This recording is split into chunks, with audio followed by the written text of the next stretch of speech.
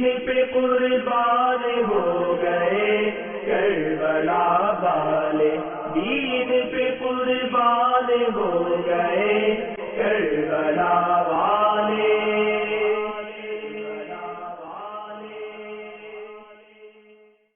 الحمدللہ رب العالمین والصلاة والسلام علی سید المرسلین، اما بعد فاعوذ باللہ من الشیطان الرجیم، بسم اللہ الرحمن الرحیم۔ الصلاة والسلام علیک یا رسول اللہ وعلی آلک واصحابک یا حبیب اللہ، الصلاة والسلام علیک یا نبی اللہ وعلی آلک واصحابک یا نور اللہ۔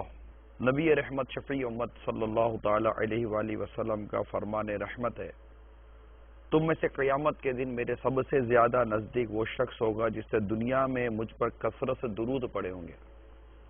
صلو علی الحبیب صلی اللہ تعالی علی محمد۔ امام علی مقام، امام تشنا کام، امام حمام، امام حسین رضی اللہ تعالی عنہ اور ان کے رفقا قدس محرم الحرام جمعہ کا دن 61 سنہ ہجری کربلا کے میدان میں 3 دن کی بھوک اور پیاس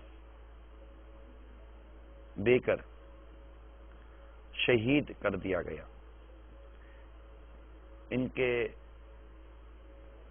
سروں کو جسم سے جدا کیا گیا، حتیٰ کہ نیزوں پر بلند کیا گیا، اور اس تمام کارروائی میں یزید پلید اور اس کا خاص کارندہ ابن زیاد ان کا نمایاں کردار رہا۔ عمر بن سعد وہ بھی تھا، شمر تھا، اور بھی بہت سارے نام لیے جا سکتے ہیں۔ اللہ تعالیٰ کی رحمت حضرت حور رضی اللہ تعالیٰ عنہ کو یوں نصیب ہوئی کہ وہ اس لشکر سے نکل کر امام علی مقام، امام تشنا کا امام حسین رضی اللہ تعالی عنہ پر اپنی جان قربان کرنے میں کامیاب ہو گئے۔ بائقی نے ام حبان سے روایت کی ہے کہ حضرت امام حسین رضی اللہ تعالی عنہ کی شہادت کے دن اندھیرا ہو گیا، وہ 3 روز کامل اندھیرا رہا۔ جس شخص نے منہ پر زعفران ملا اس کا منہ جل گیا اور بیت المقدس کے پتھروں کے نیچے تازہ خون پایا گیا۔ ایک اور روایت میں ہے کہ یزید کے لشکریوں نے لشکر امام رضی اللہ تعالی عنہ میں ایک اونٹ پایا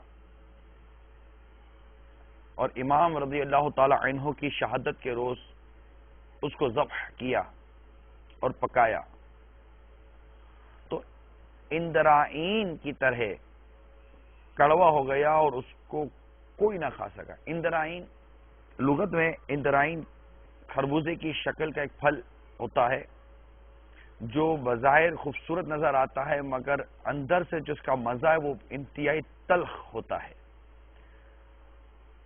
تو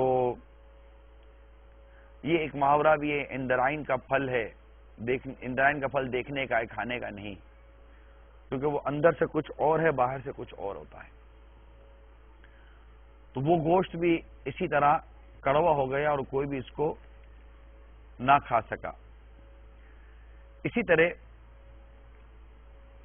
ایک اور روایت میں ہے کہ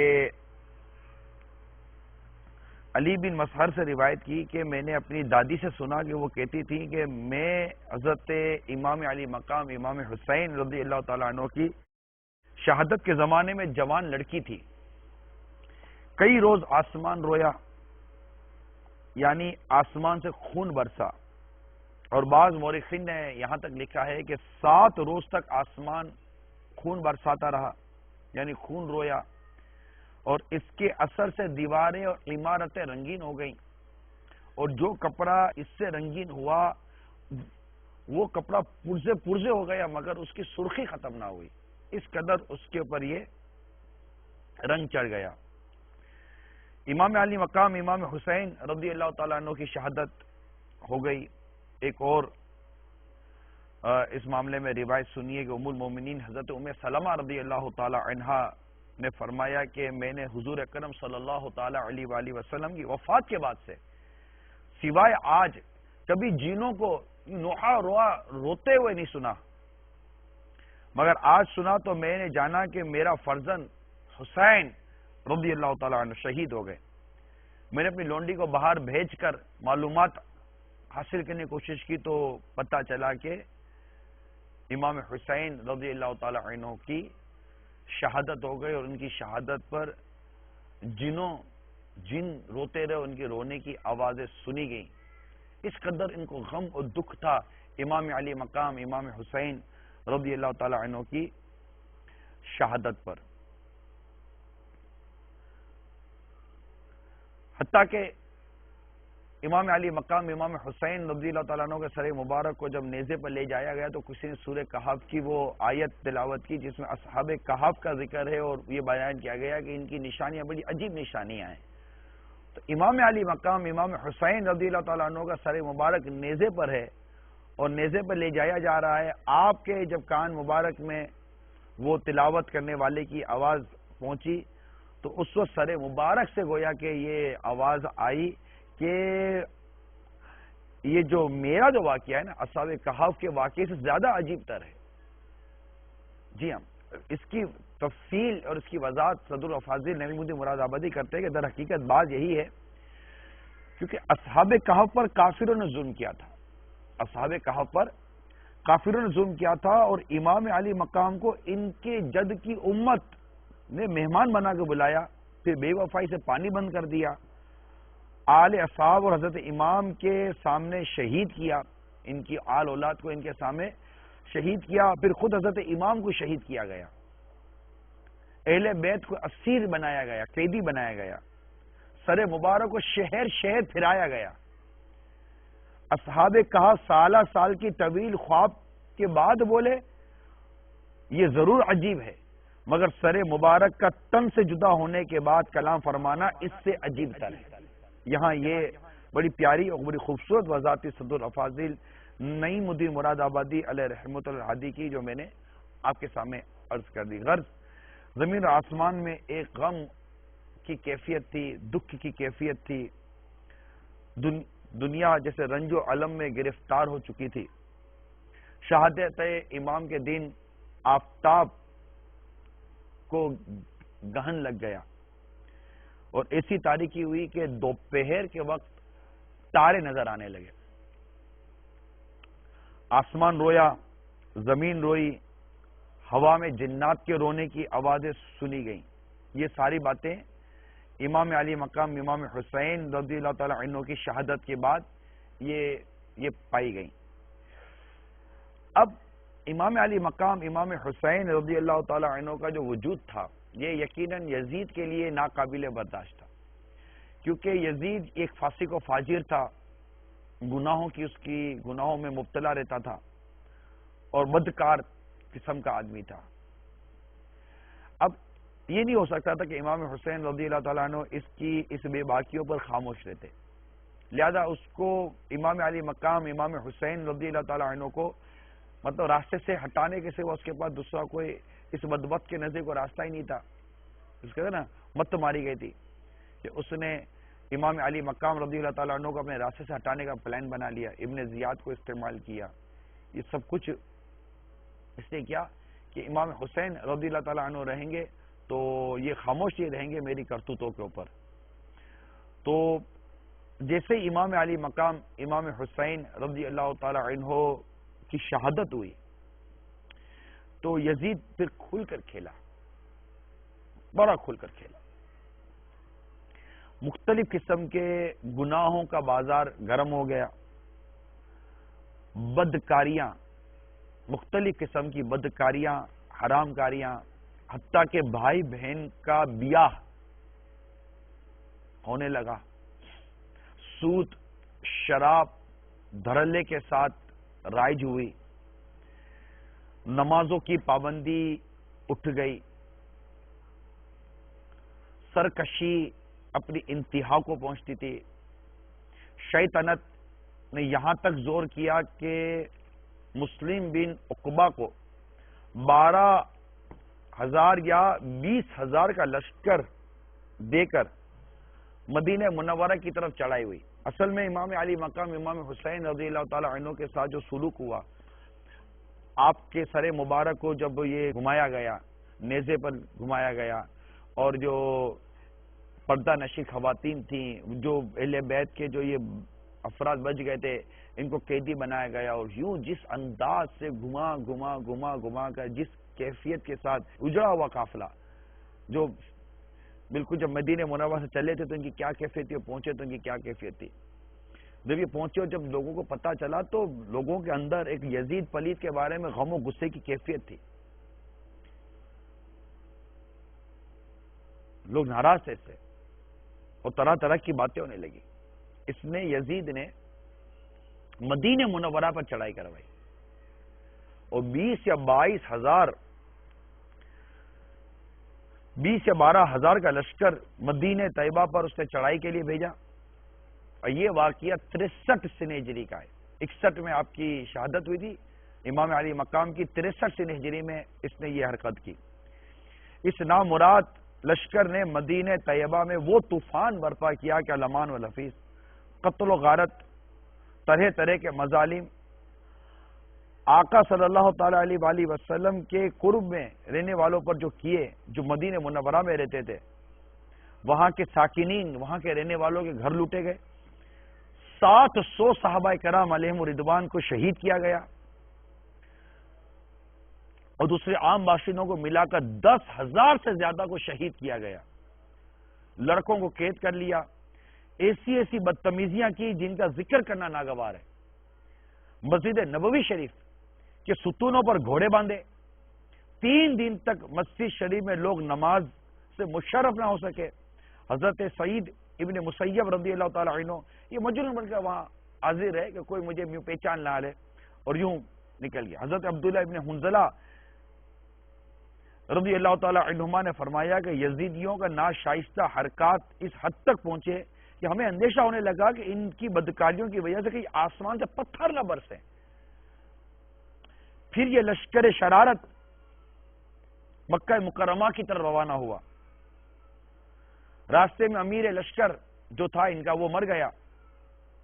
دوسرا شخص اس کا قائم مقام بنایا گیا. مکہ معظمہ پہنچ کر ان بے دینوں نے منجنیق، یعنی یہ منجنیق جو ہے نا، یہ پتھر پھینکنے کا ایک آلہ ہوتا ہے جس سے پتھر پھینکے جاتے ہیں، اور پتھر بڑی زور سے دور زبردست طریقے سے جا کر لگتا ہے. تو منجنیق سے سنگ باری کی گئی. اس سنگ باری سے حرم شریف کا صحن پتھروں سے بھر گیا. یہ یزیدی لشکر کر رہا ہے. اور مسجد حرام کے ستون، ان کی ان کارروائیوں سے وہ ستون شہید ہوئے. کعبہ مقدسہ کے غلاف شریف اور چھت کو ان بے دینوں نے جلا دیا. اسی چھت میں اس دمبے کے سنگ بھی تبرک کے طور پر محفوظ تھے جو سیدنا اسماعیل علی نبینا علیہ الصلوۃ والسلام کے فدیے میں قربانی جو کی گئی تھی، اس کے فدیے میں جو دمبا آیا تھا، جو مینڈا آیا تھا، اس کے جو سنگ تھے وہ بھی تبرک کے طور پر وہاں پر لگے ہوئے تھے، وہ بھی جل گئے. کعبہ مقدسہ کئی روز تک بے لباس رہا اور وہاں کے باشندے سخت مصیبت میں مبتلا رہے. یہ تو کارروائی یزیدی لشکر کی طرف سے ہو رہی ہے. اب عبرت کی بات سنیے کہ اب یہ سارا معاملہ چل رہا ہے. یہاں یزید بد نصیب 3 برس 7 مہینے تخت پر حکومت یا شیطنت کہیے وہ کر کے 15 ربیع الاول 64 کو مر گیا. کتنے؟ 3 برس 7 مہینے. کیا ملا؟ جس سلطنت کے لیے، جیسا نہیں کہ زندگی بھر رہنا ہو، ہمیشہ کے لیے رہنا ہو، جس سلطنت کے مزے لینے کے لیے، جس حکومت کے مزے لینے کے لیے اس نے ظلم کیا، حتیٰ کہ نواسہ رسول امام حسین رضی اللہ تعالی عنہ کو شہید کروا دیا. اور ایک قول کے مطابق امام حسن رضی اللہ تعالی عنہ کو جو زہر دیا گیا، اس زہر دینے کی سازش میں بھی ایک قول کے مطابق یزید پلید کہا تھا. یہ جانتا تھا کہ یہ شیر کی اولاد ہیں، یہ میری بے باکیوں کو برداشت نہیں کریں گے. اس قدر ظلم و ستم کیے کہ اقتدار مل جائے، منصب مل جائے. کیا ہوا؟ 3 سال 7 مہینے میں موت کے گھاٹ اتر گیا. کتنا عرصہ تو صرف اسی کے اندر رہا. اگر کوئی ظلم کر کے لوگوں کو ستا کر کوئی چیز پانے کی کوشش کرتا ہے تو وہ یہ کیوں بھول جاتا ہے کہ یہ کب تک میرے پاس رہے گی؟ آخر ایک دن تو میں مروں گا نا. کہتے ہیں ایک دن مرنا ہے آخر موت ہے. کر لے جو کرنا ہے آخر موت ہے. مرنا تو ہے نا. یزید بھی تو مر گیا نا، فرعون بھی تو مر گیا نا، حمان بھی تو مر گیا، قارون بھی تو مر گیا، نمرود بھی تو مر ہی گیا نا. مرتے جاتے ہیں ہزاروں آدمی، عاقل و نادان آخر موت ہے. اس کی موت میں تو عبرت ہے، عبرت ہے، بہت عبرت ہے.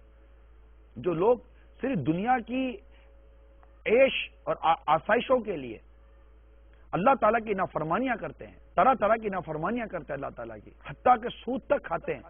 اور اللہ تعالیٰ سے گویا کہ ایک اعلان جنگ ہے سود کھانا.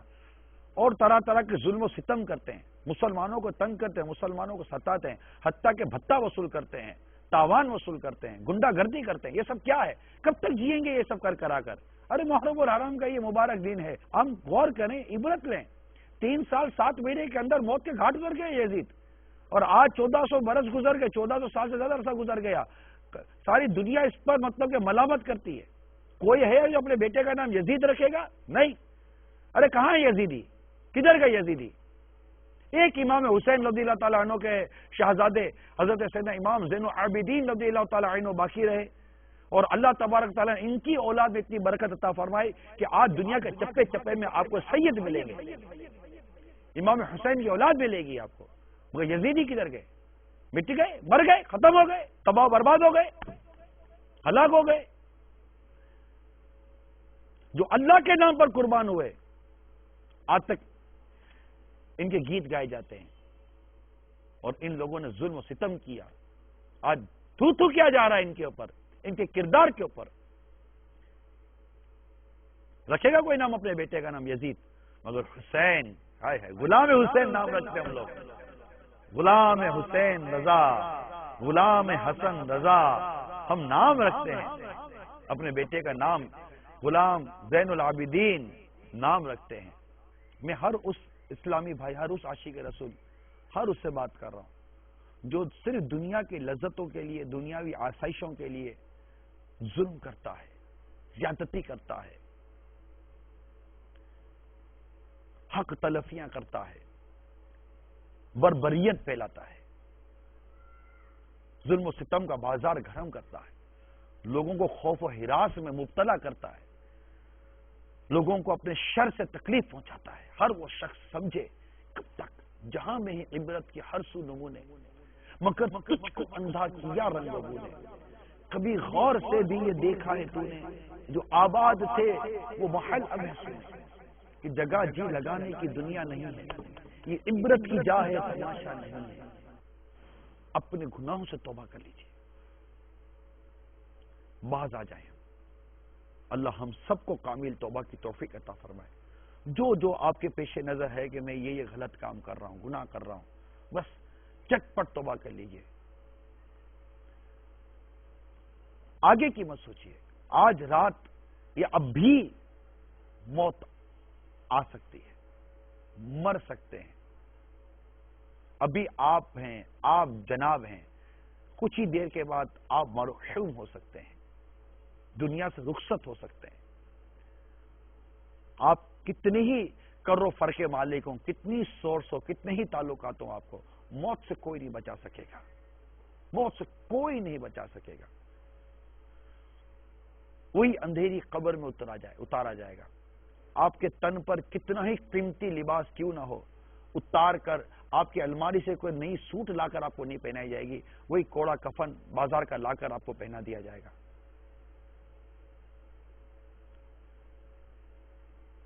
سمجھیے، میں ہر اس شخص سے بات کر رہا ہوں جو اس دنیا فانی کی محبتوں میں گرفتار ہو کر اللہ کی نافرمانیوں پر اترا ہوا ہے. اپنے حال کو درست کیجیے، نمازیں پڑھیے، سنتوں پر عمل کیجیے، تاکہ نیکی کرتے کرتے، عبادت کرتے کرتے، اللہ کو راضی کرتے کرتے دنیا سے رخصت ہوں. رہے مال، تو اللہ تبارک و تعالیٰ یہ رزق کا مالک ہے. ہمیں کیا پڑی ہے کہ ہم یہ رزق اس رب کریم کو ناراض کر کے لیں جو رزاق ہے, وہی رزق دینے والا ہے. زمین پر رینگنے والا کوئی جاندار ایسا نہیں جس کا رزق اللہ نے اپنے ذمہ کرم پر نہ لیا ہو. یہ اس کے کرم ہے کہ اس نے اپنے ذمہ کرم پر رزق لیا.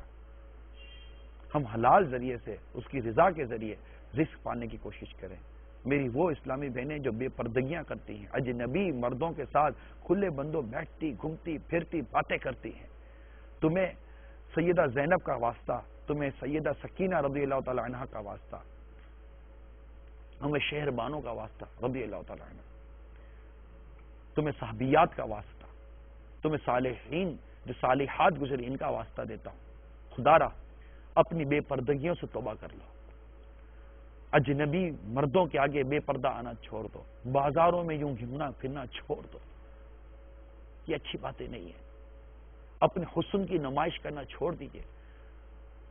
اپنے جسم کو مطلب پردے میں ڈھانپ کر رکھیے, اپنے چہرے کو پردے میں ڈھانپ کر رکھیے. اس بات کی طلب چھوڑ دیں گے کہ غیر مرد آپ کو نظر تحسین سے دیکھے. کتنی گندی سوچ ہے یہ. ارے یہ جب ڈاؤٹ ہوگی نا, ڈاؤٹ کہ وہاں کوئی غیر مرد کی نظر ہوگی, ایک باحیا عورت اور ایک انتہائی باوقار عورت وہاں سے بھاگ جائے کہ یہاں پر کوئی غیر مرد کی نظر پڑ سکتی ہے مجھ پر. تمہیں خاتون جنت کے پردے کا واسطہ دیتا ہوں کہ جن کی خواہش یہ تھی کہ جب میرا جنازہ اٹھے تو میرے جنازے کو بھی کوئی غیر مرد کی نظر نہ دیکھے. یہ اس خاتون جنت فاطمہ زہرا رضی اللہ تعالی عنہ کی کنیزوں محبت کرنے والیوں, میں تم سے بات کر رہا ہوں. جی آپ سے کہہ رہا ہوں. کہاں بے پردگی صحابیات کے معاملے میں؟ پردہ ہی پڑتا تھا, پردہ ہی پڑتا تھا, زبردست قسم کا پردہ تھا. آج اس کی ضرورت ہے. یہ عاشقان رسول اپنے گھر کی اسلامی بہنوں کو پردہ کراؤ.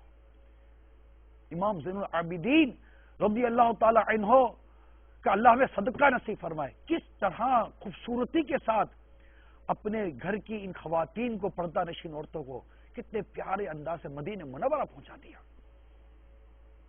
بیمار تھے, اپنا تقوی, اپنی پرہیزگاری, اپنی نماز, اپنی عبادتیں, اپنی ریاضتیں باقی رکھی, صبر کے ساتھ, استقلال کے ساتھ, بردباری کے ساتھ مصیبت اور ظلم کا مقابلہ کیا. اور آج ہم ان کے تذکرے کر, ان کے واسطے دے رہے ہیں. ان کی یادوں سے ہماری روحوں کو جلا نصیب ہوتی ہے, ہمارے دلوں کو جلا نصیب ہوتی ہے. We need change. ہم صرف خود کو بدلنے کی کوشش تو کریں, انشاءاللہ معاشرہ بھی آہستہ آہستہ بدل ہی جائے گا. ارے ہم ہی تو معاشرہ ہیں, ہم ہی تو کلچر ہیں, ہم ہی تو سوسائٹی ہیں. سوسائٹی کسی در و دیوار کا اور پردوں کا اور فرش کا نام نہیں ہے. We are society, ہم سوسائٹی ہیں, ہم معاشرہ ہیں, ہم حال ہیں. ہم کہتے ہیں نا حالات خراب ہیں, ہم ہیں حالات. ہم درست, حالات درست ہو جائیں گے انشاءاللہ تعالی. جب ہم ہی غلط ہوں گے, ہم ہی ایک دوسرے کے گلے کاٹیں گے, ہم ہی ظلم و ستم کریں گے, ہم ہی بھتے اور بھتے وصول کریں گے, ہم ہی ڈرائیں گے, دھمکائیں گے, اور ہم ہی تنگ پر تنگ, تنگ پر تنگ, تنگ پر تنگ کیے چلے جائیں گے. کوئی مہذب انداز سے تنگ کرتا ہے تو کوئی کھلے بندوں تنگ کرتا ہے, کوئی پڑوسی کو تنگ کرتا ہے تو کوئی پورے محلے کو ستاتا ہے. کسی سے ماں باپ تنگ ہیں تو کسی سے پورا معاشرے کا طبقہ تنگ ہوتا ہے. ہم میں سے ہر ایک کو چاہیے کہ اپنی ذات سے لوگوں کو نفع پہنچائیں, فائدہ پہنچائیں. اور اس بات کو یاد رکھیے, ایک دن مرنا ہے, اکیل موت ہے. اللہ کی بارگاہ میں حاضر ہونا ہے. ہم سب نے مرنا ہے. جی ہاں, ہم سب نے مرنا ہے. یہاں رہنے کے لیے کوئی بھی نہیں ہے, سب چلے جائیں گے. بڑے سے بڑا اقتدار والا فرد بھی جائے گا, اور غریب سے غریب شخص جس کو کوئی پوچھنے والا نہیں ہے وہ بھی دنیا سے چلا جائے گا. اللہ کی ذات باقی رہنے والی, ہر شے کو فنا ہے.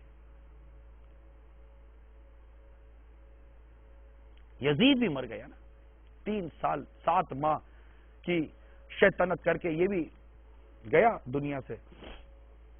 اب جب اس کی موت ہو گئی, مر گیا یہ ناپاک, تو اس کی خبر جب پہنچی, جبکہ قتال جاری تھا, اس کا لشکر لڑ رہا تھا, حضرت ابن زبیر رضی اللہ تعالی عنہ ندا فرمائے, اے اہل شام, تمہارا طاغوت ہلاک ہو گیا, تمہارا طاغوت ہلاک ہو گیا.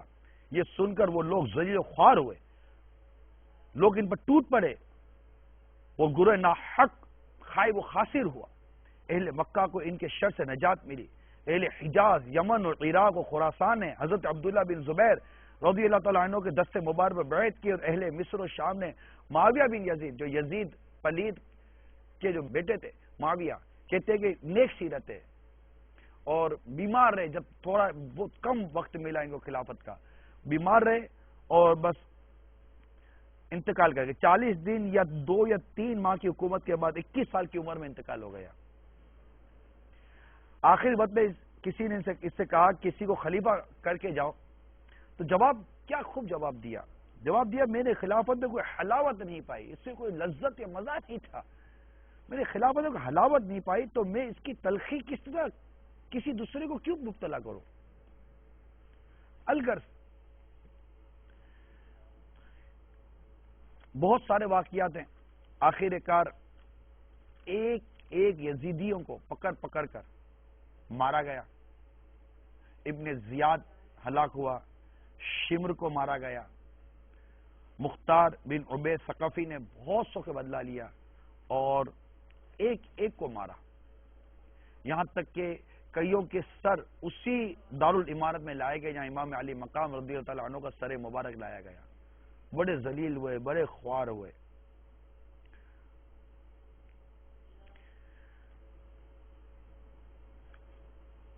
عبید اللہ ابن زیاد کے متعلق میں عرض کر دیتا ہوں کہ جو یزید کی طرف سے کوفے کا والی بنایا گیا تھا، اس بدنہاد کے حکم سے امام علی مقام اور آپ کے اہل بیت کو جو ایذائیں پہنچی وہ بیان ہو چکا. یہی ابن زیاد موصل میں 30,000 فوج کے ساتھ اترا. مختار نے ابراہیم بن مالک اشتر کو اس کے مقابلے کے لیے ایک فوج لے کر بھیجا. موصل سے 15 کوس کے فاصلے پر دریائے فرات کے کنارے دونوں لشکروں میں مقابلہ ہوا. صبح سے شام تک خوب جنگ لڑی گئی. جب دن ختم ہونے والا تھا، آفتاب قریب غروب تھا، اس وقت ابراہیم کی فوج غالب آئی. ابن زیاد کو شکست ہوئی، اس کے ہمراہی بھاگے. ابراہیم نے حکم دیا کہ فوج مخالف میں سے جو ہاتھ میں آئے پکڑ لو، کسی کو نہیں چھوڑو. چنانچہ بہت سے ہلاک ہو گئے. اسی ہنگامے میں ابن زیاد بھی فرات کے کنارے محرم کی 10 تاریخ 67 سن ہجری 67 میں مارا گیا اور اس کا سر کاٹ کر ابراہیم کے پاس بھیجا گیا. ابراہیم نے مختار کے پاس کوفہ بھجوایا. مختار نے دارالعمارت کوفے کو آراستہ کیا اور اہل کوفہ کو جمع کر کے ابن زیاد کا سر ناپاک اسی جگہ رکھوایا جس جگہ اس مغرور ابن زیاد نے حضرت امام علی مقام کا سر مبارک رکھا تھا. مختار نے اہل کوفہ کو خطاب کر کے کہا، اے اہل کوفہ دیکھ لو کہ امام حسین رضی اللہ تعالی عنہ کے خورے ناحق نے ابن زیاد کو نہ چھوڑا اور بڑا نامراد اور بڑا ذلیل خوار ہو کر یہ یہاں تک پہنچا. اور کتابوں میں لکھا اس بدبخت کی قتل و ہلاکت پر جشن منایا جا رہا ہے. تو یہ سب ایک ایک کر کے چلے گئے. صلو علی الحبیب صلی اللہ تعالی علی محمد. دین پہ قربان ہو گئے کربلا والے، دین